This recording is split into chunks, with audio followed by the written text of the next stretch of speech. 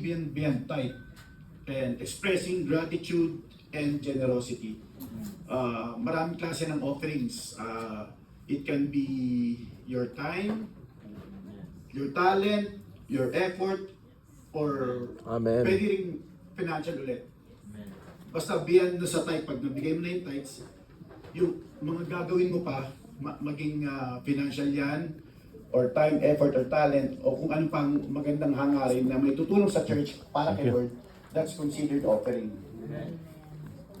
Nagigets po ba? Amen. So, yun po yung pinasimple, basic na kasagutan. Marami rin kasi tayo makikita sa Bible o sa ibang pag-aaral regarding sa tithes and offering. Pero alam ko po na yung simpleng sinabi ko sa harapan na ito ay enough na para matutunan natin ang meaning ng tithes and offering.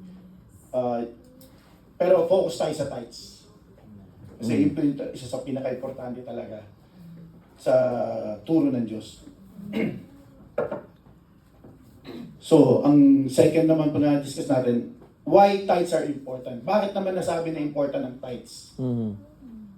Sabi dito, tithing teaches us to be a good steward of God and to live unselfishly. Pag sinabing good steward, ano po bang pumapasok sa isip natin? Tagalogin natin, mabuting katiwala, mabuting tagapaglingkod. Amen. So, alam naman po natin na lahat ng bagay sa mundo, pag-aari ni Lord. Ito, yung kotse natin, buhay natin, pag-aari ni Lord lahat yan. So, meaning, ipinagkatiwala lang po ni Lord lahat yan sa atin. So, ang importance ng tithes is gawin niya tayo o matuto tayo sa pamamagitan ng tithes na maging good steward. Amen. And to live unselfishly. Sa ating pamumuhay, dapat matutunan natin na maging mapagbigay, hindi maging maramot, at syempre maging mapagmahal sa kapwa. Kasi pag mahal mo ang kapwa, maging mapagbigay ka. Amen. Sabi nga po nila dito, I love you too. Sabi nga nila dito, you can give without loving, but you cannot love without giving. Hallelujah. Make sense, di ba? Amen. Isa pa pong importance niya, ito rin po ay ginagamit to further the word of God, the kingdom of God. Amen. So, ang tithing isa sa pinaka mabisa na way para mapalaganap ang salita ng Diyos, mas mapalaki ang church, mas maraming kapatid na maligtas. Di ba napakahalaga po nun? Ayun pong isa sa pinakamagandang reason na dapat marinig nyo. And tithing can also help us learn to trust God and build a closer relationship to Him. Amen. Kasi po, pag nagtitithes tayo, pag natututo tayo mag-tithes, nagtitiwala tayo. Kasi ano ba yung tinatithes natin? Yung po yung 10% ng ating income, alam naman natin hindi madali kumita ng pera. Kahit saan tayo. Dito sa Pilipinas, hindi naman po napupulot ang pera eh. Pinaghihirapan natin yan. And kung wala tayong lubusang pananalig sa Panginoon o tiwala sa Panginoon, napakahirap magbigay. Tama. I know it's hard. Galing ako doon. Sobrang hirap po talaga. Talagang, sabi ko, parang ang hirap. Dumukot pag tights na, either nasa CR ako, or ano muna ako or syempre, lalo na dati, parang ayos na to, 20. Di ba? Siyempre, ang thinking ko noon, nagbigay naman ako eh. Di ba? Ayun naman ang mentality ko dati na, ayos na yan, importante nagbigay. Di ba? Pero, ang talagang kalagayan ng tithes, ipapakita mo dun kay Lord, wala namang, kung tutusin, wala namang pakialam ang mga kapwa-kapatid natin, kahit si pastor, kung magkano ibigay mo eh. Kahit 20 lang ibigay ko, siyempre isipin ni pastor, siguro, yan lang naman talagang 10% ng kinita mo, hindi ka naman niya i-judge dyan eh. Pero alam ng Diyos na kung anong talagang nilalaman ng puso mo, kung nagsasabi ka ng totoo, kung yan ba talaga ang 10%. So, alam mo sa sarili mo kung tamang ginagawa mo o mali. So, nung time na yon, ayos na to. Tapos para talaga napakahirap bumunot sa bulsa. Ang lalim ng bulsa ko. So, pero Hallelujah. kaka-attend ng church. Hallelujah. Actually, itong church nito kasi ito yung aking second family. Kaka-dikdik ni pastor ng mga word of God sa isip ko. O mag-tithing ka ng... Siyempre, tulad yan, although it's just my third time sa pagsasalita, pero nung mga panahon yun, at ngayon nga ulit, nung sinabi ng pastor ng tithing, at least may 1 week na ahead. So, nakapag-prepare ako. Makakita ako sa tore. Hindi, totoo po. Amen. Sa tore, nakikinig ako. Amen. Mga wordings regarding tithes. Kasi nga sabi ko, ayoko naman na tatayo ko rito. Yes. Gumawa naman akong tanga na... Tsaka syempre, ayoko na tatayo ko rito, mali ang ituturo ko. Yes. Diba? Kaya nga ako tumayo, para matuto kayo. Ngayon, ililis ko pa kayo ng landa. So, Hallelujah. trabaho kami nila JR. Hallelujah. Pagkain, nagdadrive, nakikinig ko yung kasama ko, hindi ko alam kung ano ginagawa niya. Basta ako, kinig. Tapos, syempre, konting basa ng Bible, tapos yung mga verses, or minsan mga parabola, yung mga kwento Amen. regarding sa tithes. So, ayun nga, mamaya, later, meron po akong ibibigay na 2 Bible verse, makaka-relate po tayo lalo sa huli. So, ano lang, hintay lang kayong konti. Nakapagawa kasi ako. Hallelujah. Kasi magkaroon ni boss. Kasi Amen. sobra, thank you Lord. Amen. Damang-dama ko yung mga Yes. kanina, sobra. Napaos tuloy ako. Wala na nga akong boses. Tumisik kanina, may pa-shout siya. Hey! Sumigaw. Sabi ko, hindi na ako makapagsalita. So medyo nilesing ko na konti yung sigaw ko. So, ayun. Thank you Lord kasi kanina, isa rin yan, medyo nag-fire yung aking Amen. yung Spirit. spirit ko. Medyo na mga kinakabahan talaga ako. So, pero na-realize ko naman, syempre, you're my second family, walang dapat ikaya. At Amen. sa sasabihin ko naman is about word of God. So, dapat proud nga ako eh. Tama, tama. Babalik tayo. Sabi nga, when we learn to let go and let God and trust God, sobrang fulfilling. Ang ganda ng word, di ba? Fulfill. Pag sinabi bang fulfilled, ano bang pumapasok sa isip nyo? Complete. Di ba? Maganda. So, sabi nga dito, ayun, nung sinabi ko kanina, giving is the most fulfilling part of Christian life. Napakasarap magbigay, lalo na sa Panginoon. Amen. Fulfill, kumpleto ang feeling mo, complete na ang buhay mo, wala ka nang hahanapin iba. Amen. So, Hallelujah. napakaganda talaga na matutunan mo ang pagbibigay ng tithes kasi kung kumpleto ka na, ano pang hahanapin mo? Di ba? So, thank you Lord talaga. Natuto rin. Praise God. Grabe. Ano pa ba? Hallelujah. Yun, yung magbibigay ka ng buo, kumpleto, at syempre dapat bukal sa iyong kalooban. Yun naman yun eh. Meron kasing nagbibigay ng tithes na let's say na totoong 10% ngayon inan niya, pero alam niya sa puso niya na obligated siya. I mean, we're actually obligated because yun naman talagang utos ng Diyos eh. Pero, obligated ka na hindi napipilitan ang puso mo. Happy ka dapat kasi sabi nga nila, ang pusong mapagbigay ng masaya ay pinagpapala. Amen. Ito pang isa, sabi rito, remember, God owns everything and He will provide all your needs. Lagi namang sinasabi sa Bible yan. Di ba? Sa Kanya to, lahat ng bagay sa mundo sa Kanya. Kaya bakit ka mag-alala? Sa Kanya nga ito eh. So kung ano man ang doubt Hallelujah. mo sa pagbibigay, huwag mo nang isipin yon kasi kahit na, isa pa, you can't outgive God. Amen. Pag nagbigay ka ng 20, make sure double, triple pa nga yan eh. So, bakit ka magda-doubt o mag-aalinlangan, di ba?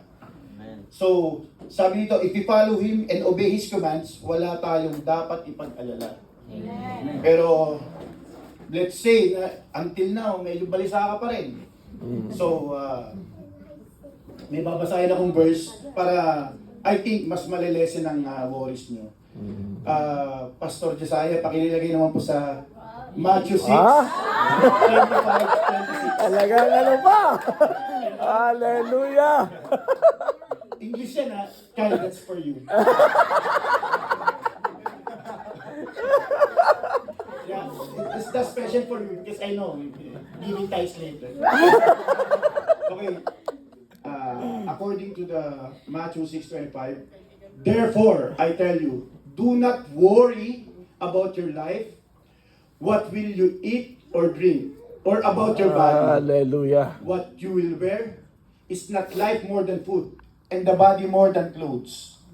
Na hindi niyo po, pero Tagalogin ko rin para mas maganda ha. Dali lang po.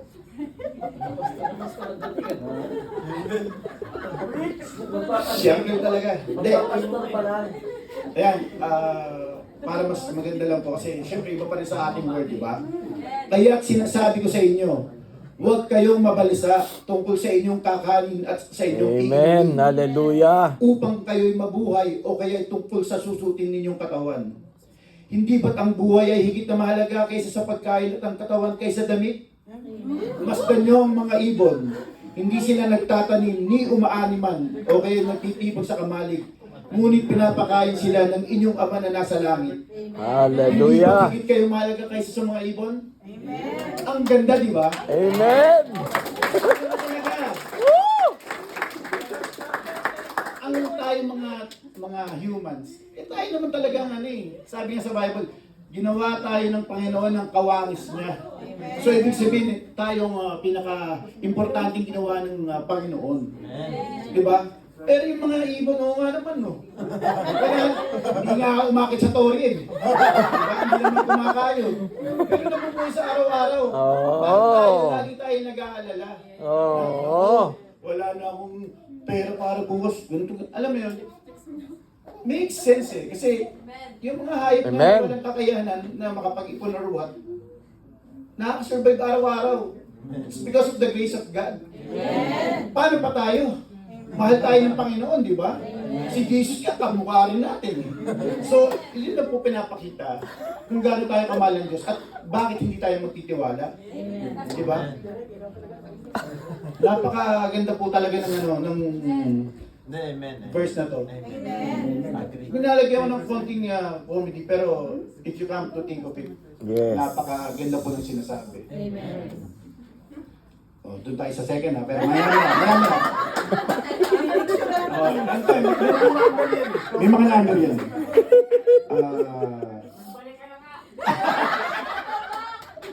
Ito pa, meron pa post tong isang medyo seryoso to. Sabi dito, remember, money is just a tool. Okay, kanina, mahina pa rin boses ko. Money is just a tool. Hindi lahat ng bagay o pera lang ang focus natin. Yes. Money is not everything. Maybe sometimes money is essential, sometimes money is important, but money is not everything. Amen. Hindi po lahat ng bagay umiikot sa pera. Our faith to God, our family, our church, that's much more important than money. Amen. Tulad ng sinabi ko Hallelujah. kanina, money is just a tool. Yan ang ginagawang kasangkapan para gumalaw ang church, mabuhay tayo, mabuhay ang ating pamilya. Tool lang siya. Hindi ang pera ang gagamit sa atin, tayo ang gagamit sa pera. Diba? It depends po sa kumbaga, tulad sinabi niya kanina, yung money, hindi naman siya talaga yung root of evil. Yung love of money. May sinabi nga rin po na you cannot serve two masters at the same time. Because, tagalawin mo lang. Kakamuhayan mo ang isa at mamahalin mo ang isa. So, yun po. Money is not everything. Lagi po natin tatandaan yan. It's just a tool. Ito pa po. Sabi nga na ang tunay na nagmamahal ay nagbibigay. Amen. Malaki ang pagmamahal, malaki ang pagbibigay. Tama naman po, di ba? Amen. Hallelujah. Meron pang isa. You give to what you value. Di ba? Kapag pinapahalagan mo isang Yes. bagay, nagbibigay ka. Ako, kung hindi dahil sa church, hindi ko makikilala yung asawa ko. Magandang asawa. Amen. May baby pa kami cute. Amen. Hindi umiiyak. Hindi, sinampol ko lang po yung sarili ko. So, kaya gano'n ko na lang di ka mahal ang church. Kung hindi dahil sa church na to, salamat sa buhay ni Ate Daisy. Kung hindi Amen. dahil sa kanya, hindi ko rin makikilala yung asawa ko. Amen. Salamat kay Uncle Noli. Kung hindi niya ako binigyan ng kung hindi niya ako binigyan ng blessings na kasi kabado ako nun pero Kuya Noli, liligaw ko sa kanya yung parang ganun. Binigyan niya naman yung blessings. So salamat din kay Kuya Noli dahil sa kanya na yung pinapangarap ni Bia pinatag ko lang.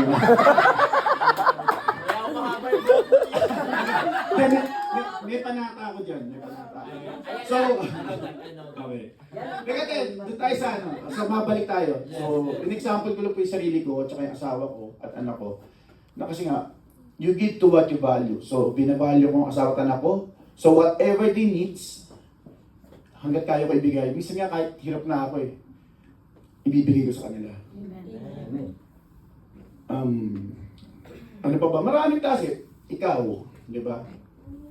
Alam ko, mahal mo si Yay. Siyempre lahat ng kaya mo ibigay kay Yay, bibigay mo. Oras mo, yung magagandang words. Hindi ba bola, pero papuri para sa kanya. Mahal mo di ba? So, and so on and so forth. So, si Pastor, alam ko, mahal niya ako. Kahit ilang beses ako nadadapa, minsan pasaway ako. Ako yung nabansagan dati natin, ang kapatid na hindi ba bago-bago ng Diyos. Pero, syempre, hindi ako sinukuha ni Pastor. Brother, kamusta ka na? Good morning. Wow, hindi ni Pastor. Minsan, mag-go out of the blue. Dadalaw sa bahay. Diyan ako natutuwa kay Pastor kasi hindi niya ako sinusukuan. Talagang, di ba? Kasi kung di mo naman mahal ang tao, di, umano ka dyan, gawin mo, gusto mo. Pero nakita ko yung pagmamahal ni Pastor sa amin. Isang lapit ko nga dyan, Pastor, baka pwede pong ipag-pray niyo ganito ganyan, yung kaibigan ko. Sagot agad. Okay, I will pray. I will pray now. So, yan. Kaya ako lang po, in-example din si Pastor. Nakikita ko na mahal niya ako, mahal niya kayong lahat. So, lahat tayo, pag humingi ng tulong sa kanya, lumapit sa kanya, binibigyan niya ng oras. Kasi kung hindi siya mahalaga sa atin, ay kung hindi tayo mahalaga sa kanya, hindi niya tayo pagbibigyan ng oras at hindi niya tayo pagpe-pray. So, pasok po doon yung sinasabi ko na you give to what you value. Pag mahal mo, pag pinahalagan mo, mahal mo, hindi mabigat sa bulsa, lalo na ang asawa ko humingi. Ay, honey, summer ko na yun, nung nag-garage sale, umingit ng bag. Ang dami ng bag niyan. Pero syempre, kaya ko naman, tas mahal ko nga. O sige. Binavalue So, ganun lang. Huwag naman Louis Vuitton. Grabe naman. So, sana po may natutunan tayo sa mga yun, sa mga sinabi ko. Okay? So, ito pa pala isa. Gusto ko lang siyempre lasa, ayaw naman sinulat ko Alam mo, matagal din kasi, dapat kasi magpapatotoo ko, sabi huwag na, sasakupin ko na yung stage Pero hindi natin ngayon. Mabilis daw yan. Oo. Ito, pakinggan yung maganda to. Sabi dito, having cash is not building wealth. Nakukuha niyo yung point? Hindi porkit may pera kayo, mayaman na kayo. Marami dyan, ang dami-daming pera. Pero feeling nila hindi sila mayaman. Meron namang iba dyan, nasa 100 lang ang pera pero feeling niya ang yaman niya. Kasi hindi na, money is not everything nga Hindi po, ang wealth napaka-broad yan. Hindi porkit wealthy ka, is regarding about finances sa pera. Pwede kang mayaman sa kaibigan, mayaman sa pamilya, di ba? So, yung sinasabi na having cash is not building wealth, napakaganda po niyan. At syempre, pasok siya related siya sa tithing. So, sana na nagigets niyo yung deep meaning ng mga sinabi ko. Amen. So, ito na, malapit na, matatapos na po tayo. So, Pastor, pakidala naman po sa Ha? Marcos 12:41-44. Ako, marami kayong matututunan dito. Hallelujah. Actually, thank you Pastor sa Bible ha. Nabuksan ko ulit. Sa'yo pala yan. Binigyan niyo sa amin ni Pia. Pastor talaga. Oo. 1991 pa yan eh. Oo nga. Ito, Yan ang unang-unang Bible ko. Anong kinuha ko nga eh. Puro aligabok. Hindi ko malaman kung alaga ba o ano eh. Pero hindi, sobrang malaking naitulong po sa pamilya namin. Okay, babasahin ko na po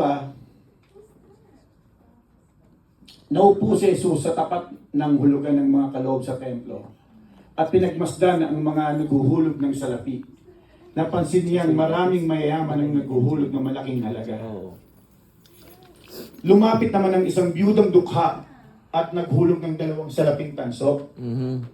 Tinawag ni Jesus ang kanyang mga alagad at sinabi sa kanila, "Sinasabi ko sa inyo, ang iniandog ng biyudang iyon ay higit na marami kaysa sa inihuhulog nilang lahat." Babasahin ko rin po yung iba pang yung other same po, pero meron kasi akong mga word na gusto niyong marinig na isinulat ko at i-explain ko sa inyo mamaya. Sabi po rito, umupo si Jesus sa tapat ng hulugan ng mga kaloob doon sa templo at pinagmasdan ang mga taong naghuhulog ng salapi. Maraming mayayamang naghulog ng malaking halaga. Lumapit naman ang isang babaeng balo at naghulog ng 2 kusing nakatumbas ng isang pera.